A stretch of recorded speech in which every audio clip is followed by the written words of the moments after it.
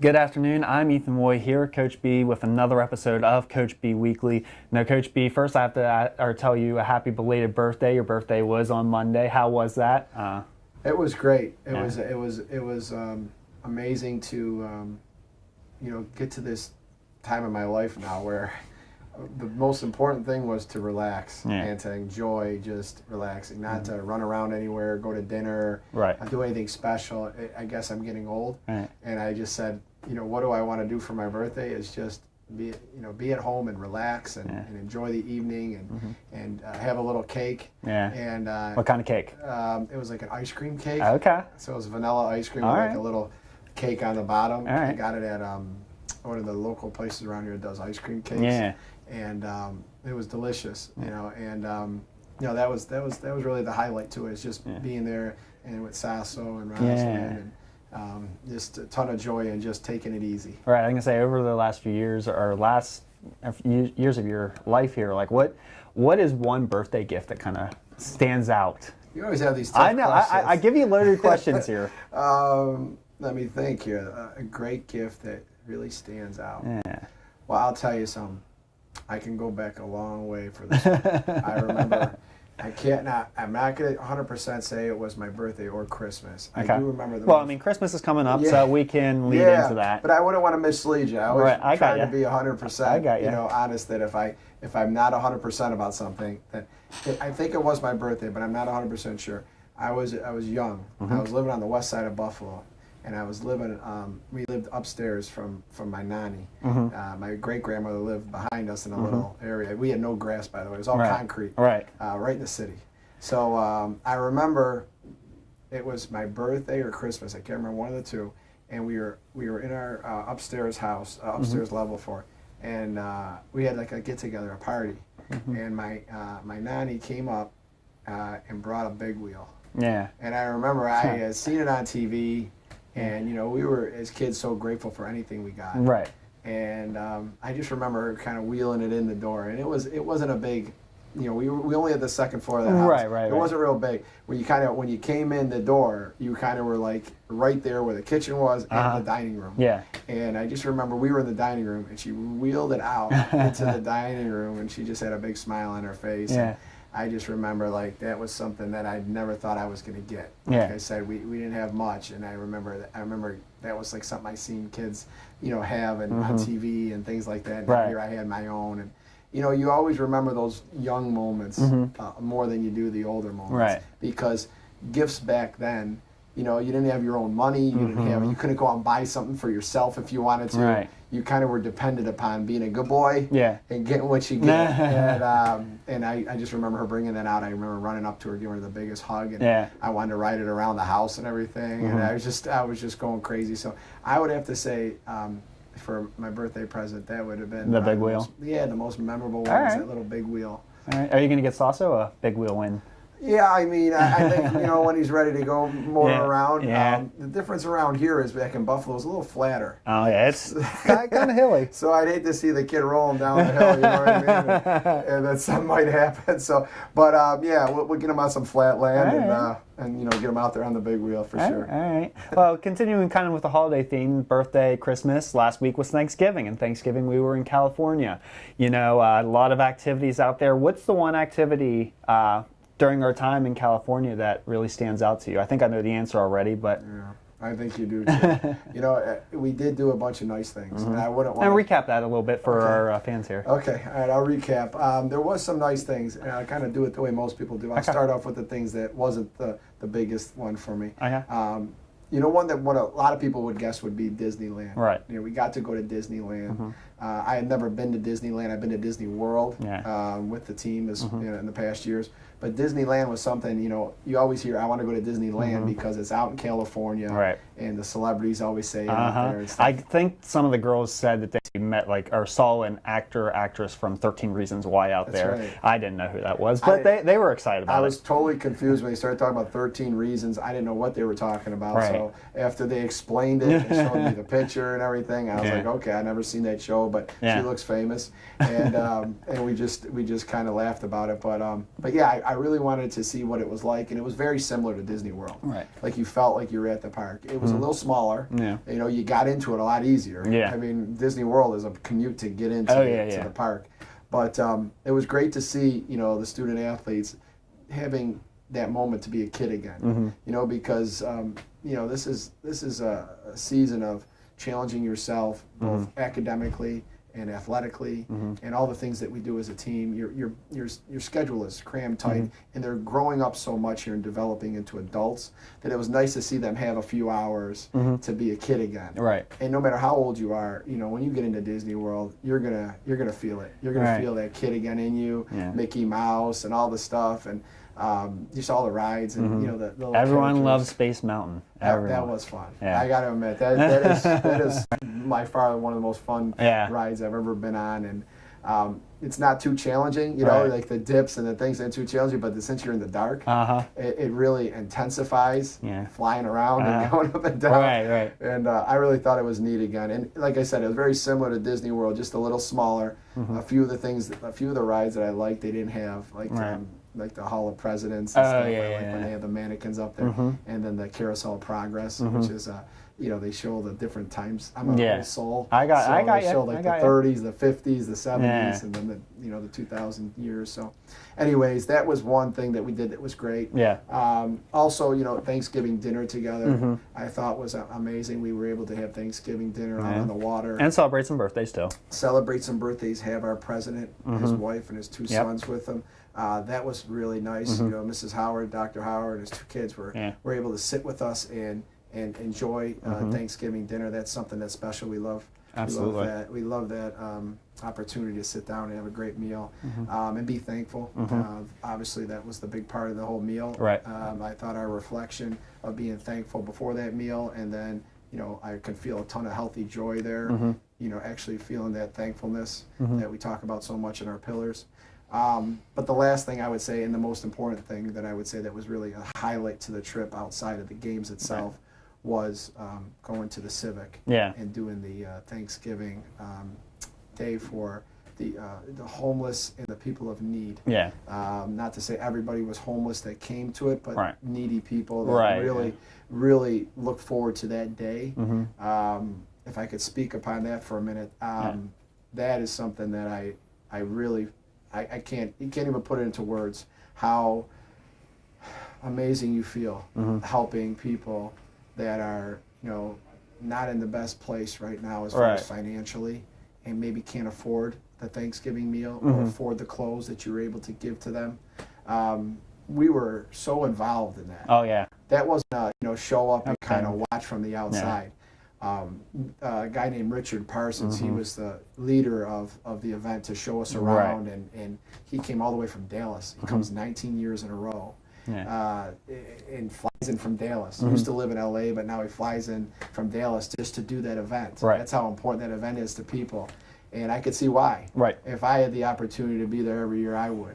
But, you know, we had our student athletes so engaged where we were handing out clothes and then going to seat people at the table and helping out distributing the food, and every part of that was amazing. Just, you know, it was great to feel the love from people when they knew that you were helping them, just to help them to be great, just to be a great person, just to work hard at, you know, helping one another, just to be a servant to those people coming in needing help. You know, I was enjoying like the hunt for, like, if someone needed a pant size. You know, we were scrambling trying to find. There was tons of pants up there that people had donated. You know, those donations were amazing. I mean, there were some really nice clothes there. I remember you saying about that. Oh, some really nice clothes. I mean, you're in LA now. So some people decide to give some other stuff up. I mean, you're gonna have designer pants, designer shirts, designer bags, sneakers, shoes, and it was like the people's eyes were lighting up when they knew that you were there to help them and try to find what they needed. And you know, I could have spent all day there. And so we spent a bunch of time there now, and I remember we were ready to go, and I said, let's keep going a little bit longer. We could squeeze in, you know, things that we need to later in the day.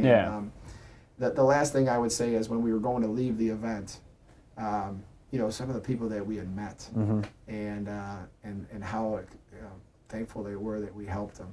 That's what we took away from it. I think those are the priceless things that now we have in our heart, and Richard Parsons and the other leaders that were doing it, how they embraced us when we came in and how they embraced us when we left. They were so appreciative. Oh yeah. And that was amazing too. It wasn't just the people we were serving, but it was the people that organized the event. Yeah. They told us that this was like the highlight to their year, this particular year. And they said, I remember Richard saying that they had more volunteers than they did. Like, there was just so many people willing to volunteer, and some people who come in to get their meal and do some shopping, everything like that, and then they sign up to be a volunteer. Like, it just kind of breeds, servanthood there. Yeah, that's right, servanthood, and it was great because we had our conditioning shirts on, and in order to be great, we have to be willing to serve everyone, and that's our motto, and that's part of our pillars. And the amount of it was just amazing, the amount of people that came up to us and were so appreciative of the servanthood. They just kept saying, "I love that, Coach. I love that." Other people that donated their time, right? They were connecting with us because they were out there doing this just for the love of helping people, and it was just amazing to have people coming up to us left and right saying, "I love those T-shirts. I love that. I love what you guys are doing. This is so amazing. You guys are here." And I think our student athletes really had a different feeling that day than they've ever had before, and I'm looking forward to the next opportunity we can do something like that. We were very blessed to have that opportunity that day. Absolutely. Now, in addition to the activities we had in California, I also played a couple of games against some tough level opponents here. Starting with SMU here, a 60-55 loss in that game. Where, or you mentioned, I remember after the game, like, you liked your effort in some spots, you didn't like it in other spots. Can you expand upon that in like any particular instance? Yeah, when we watched the video, it really solidified what I was saying. There was some bright spots. We did some decent things, but we weren't steady for 40 minutes. Steadiness means not always hitting shots. It means defensively communicating well and working as hard as we can as a unit out there. We had some things that really we lacked that are a big backbone to our team defensively. And that was really tough to go out there and win a game when you didn't shoot the ball as well as you would like, and then we weren't doing those things that we needed to. Go back in our past last year and years prior, there was games where we didn't shoot it well, and we still would come away with the win. Yeah. And that was because we were doing those other things. So, when we went into to play SMU, we had a game plan, and we have to be willing to execute the game plan. And some of those things that you have to execute take a lot of effort and take a lot of passion. And, we weren't willing to give it for 40 minutes all the way through. Right. Strong opponents now. Yeah. I mean, SMU ended up winning the tournament. That's right. They're gonna test you now. I mean, you play SMU, and they're kind of a program that's really on the upward swing right now. Coach has been there now for a couple of years, and he's building the program, and we knew it would be tough, and we were still right there. And that was the thing about it. We were still right there, even though we didn't have our best 40 minutes of effort. Right. So it would have been nice to come away with a W, but right there, we need to learn from it. Yeah, and then in the other game, you're also still right there against the host Loyola Marymount, another good team that recently beat UCLA and Arizona to begin their season. There, you were more satisfied with your effort. What was the difference between the two games in terms of effort that you saw? It was a test because we just played the day before, and then it was the next day, so it would have been easy to fall into the tired moment and, this is tough. I just played yesterday, I'm playing today. Obviously Loyola Marymount's at home. They sleep in their own bed. They're used to the routine of being there. So obviously that was the thing about the road challenge, is playing 2 games in 2 days and being on the road, playing the host school who got upset in the first game, who probably was a big favorite going into that first game, got upset, and then we had to face the team that was probably the predominant favorite, going in with their wins against UCLA, who was I think they were a top 15 team when they beat them, and then Arizona, who's another Pac-12 team. So we had to play that team, which I was really excited about because I love the challenge. I said, this is great. We get to come out here and play them on their home court now and get this experience. And so when we went out there, I thought that we set a better pace and we were much more accountable. right off the bat, and I could see that we were going to give more of a 40-minute effort right from the beginning, and that's how we built a lead, and we were in control of the game for a lot of the game as far as leading. Yeah, led that half, led it after the first. Yep. Yep. So we were doing a good job, and they're good, man. I mean, they are good. They did some good things that really bothered us. They hit some tough shots, and they got some real physical, strong kids inside. So good, well balanced team. It was a good battle, and again, could have came away with that win. We have some things we have to tighten up in that game. We've been watching the video ever since, and showing them what showing our student athletes what exactly they could have done better to get that win and to overcome things they were doing to us. But I was much more pleased with the overall effort, and if we continue with that effort and then continue to get better at our trade, we'll go away and win a game like that. Yeah. One of the players that stood out during those two games was Nneka Ezigbo, the junior center. There's something about Thanksgiving with her. She's made the last two Thanksgiving all-tournament teams, the one at Cal Poly and now the one at LMU. She had 13 points, 6 rebounds, 2 blocks per game in those two games. With her, she kind of got off to kind of a rough start to the season, not really playing to the level that what she was last season. Do you think this nice tournament here at LMU kind of springboard her forward and gives her the confidence to get back to where she was and then exceed that? My confidence is always in our guys. I mean, that's I'm always, that trust. You got to have that trust, and the opportunity is there. That, and that's what I'm always telling Nneka or any of the players. The opportunity is there when you have something like you're talking about. Getting going a little bit, doing some things, getting some bright spots. There's still things to improve on, and you got to want to come in and watch the video and look at the things that you did that you weren't doing and say, hey, I got a little bit better. I got a little bit better, right, but I have some other things I got to keep going forward with. When you have that mentality, then this could be a good moment to continue to go forward. But it's not, I got it figured out now. It's going to take care of itself. Nobody should have that mentality. Anybody that was becoming a better player, becoming a better person, whatever you're doing in life, you don't get that way by, having a good day and then saying, now I don't have to think about it anymore. I don't have to work at it. I don't have to get up in the morning and be accountable. And that's what we're working on right now with Nneka and everybody else on the team. And this is a great opportunity for her to utilize, some momentum with doing some things better and to continue to master, her trade, master what she does, master the inside game, stepping out to the perimeter, doing things we've been working on. She has the opportunity to do it now. Nneka has a lot of talent. Mentally she's got to make sure that she's continuing to be, that type of, hey, I want to know what I'm doing wrong, and I want to keep going after it and getting better. If she does that, I think this is a great opportunity. Absolutely. I mentioned before about how, SMU and LMU, both two quality teams. You got Iowa here coming up as well. Earlier this season, Bowling Green, good team that was playing out of the MAC. Youngstown having a solid year in Horizon League, and 2 A-10 teams. You test yourself with the non-conference schedule here. Where do you find that balance between playing quality competition to prepare you for NEC play, but also you can also play some teams that maybe are a little lower on the scale to help you get some confidence if the results don't fall your way? Right. Well, we talk about it often about winning and losing and being able to handle both. And it's easy to say, and we talk about that a lot when we have our video sessions or when we're on the court, reflecting, after a practice is over, when we talk about things. It's real easy to talk about, challenging ourselves, playing tough competition, adversity. And then when you get into the moment and you got to deal with it, that's where you define one from the other. We've had some challenging losses here mentally. Right off the bat from the first game of the season, you mentioned Youngstown. We got the lead with less than 10 to go.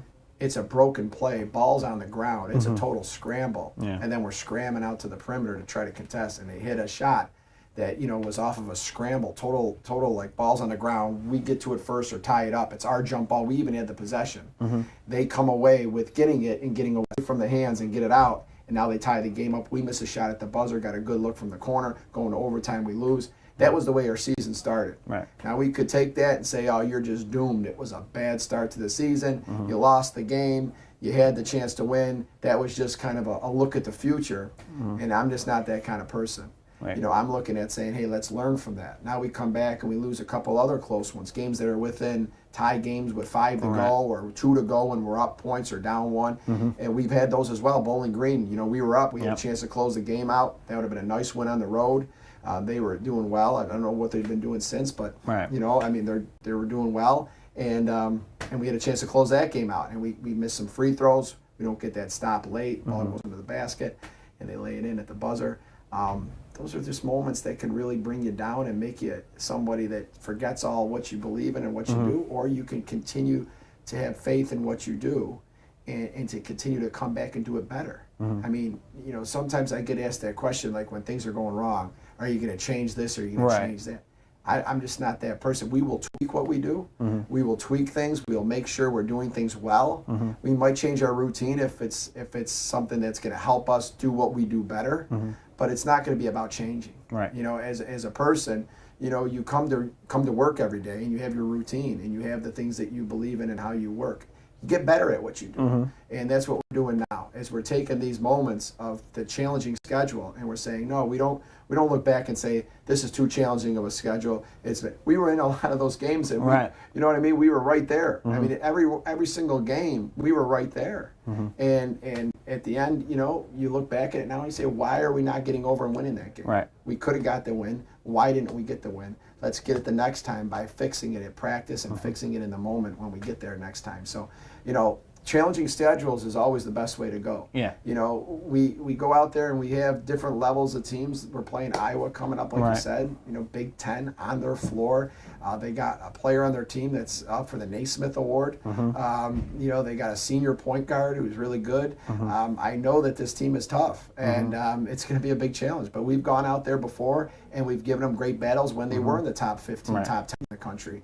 And, you know, you just go out there, you give it your best shot. You go out there and you work hard all week in practice, and you tighten some screws up that you needed to, and you go out there and you give it your best shot. You know, no fear of saying, well, what if we lose? This is a top team. What if we lose? You know, you go into a game like that and you've already lost. I mean, there's a lot of winning that's going on in the moments and how we handle them and how we get better. You know, continuing to get better towards the end of the season, not to, you know, start off big and then continually go down the hill. Let's keep climbing up the hill right now by continuing to give the best effort and you know, let the chips fall after we give our effort and go after it the best we can. Yeah. Now, speaking about Iowa, our fan question today comes from Kevin. He asked, you know, he's noticed that Iowa's been featured on the schedule a lot recently. What is it about them that keeps this series consistent?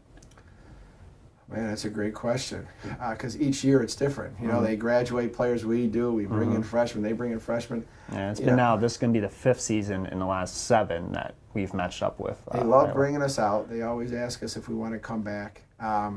It's a great test for us.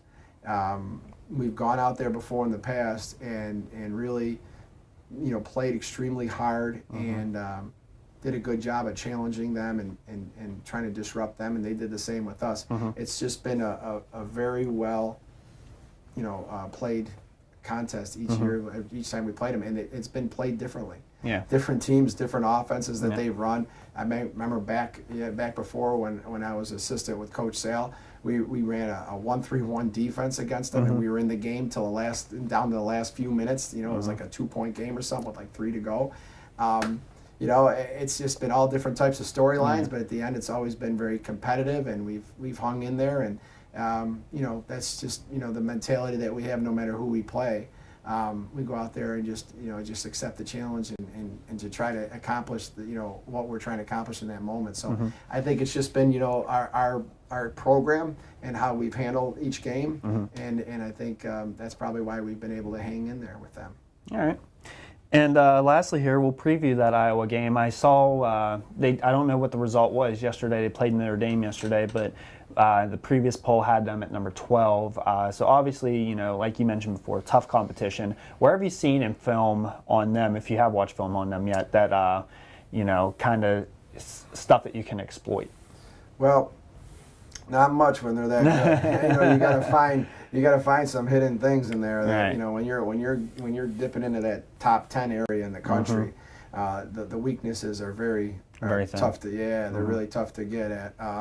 But you know, when we play, the biggest thing that we're teaching is to continue to compete no matter who we're against. And you know, Iowa's going to have size. They're going to be big inside, and they have skill. You know, they can definitely shoot it when they're open, and they can read the defense well. We're going to have to be very active defensively, and we're going to have to do a great job of trying to create some live ball turnovers with. Yeah. You know, But you did good this weekend with Yeah. 25 against LMU and 20 plus against SMU. That's right. So we can get out and push the ball and get our pace up a little bit, and that would be really great to see. You know, causing some turnovers and getting our pace up a little bit. And I saw some moments of that over the last few games. Even starting out at Bowling Green, which we really had a good breakthrough with our pace. And that's been a lot of implementing the freshmen and stuff into our lineup, where they're getting used now to more of the pace that College we play. game, Yeah, and I think that's been big for us. I think that's something that we've had some good moments on over the last few games, where we're starting to push it better and get that early look and that good early look and playing really free in transition. So I think that would be really the biggest thing for us to exploit is to do a good job to disrupt them and cause live ball turnovers and see if we can get the ball pushed a little bit against them and to see how well they match up in transition and take care of the ball on our end. I mean, that's something as well as when we're taking care of the ball and we're patient when we need to be and we're aggressive when we need to be as well. We've had some really good moments, and like you said, the competition we've been playing has been tough. Right. Tough leagues and tough teams, but we've done some things against those guys as well when we really are playing at the pace that we can play at. So it's something we have to be very physical as well. When you get to the Big Ten, those guys are physical. I mean, rebounding and around the basket and setting screens. I mean, those guys are really strong. They're very. The Big Ten always has the reputation of being the most physical league in the country. So that's going to be something we have to really step up and accept the challenge as well. To really match that with them. Absolutely. Well, once again, thank you for joining me, and good luck on Sunday. I appreciate it, Ethan. Sunday's game against Iowa is a 3 p.m. Eastern, 2 p.m. Central start. It can be seen on Big Ten Network Plus.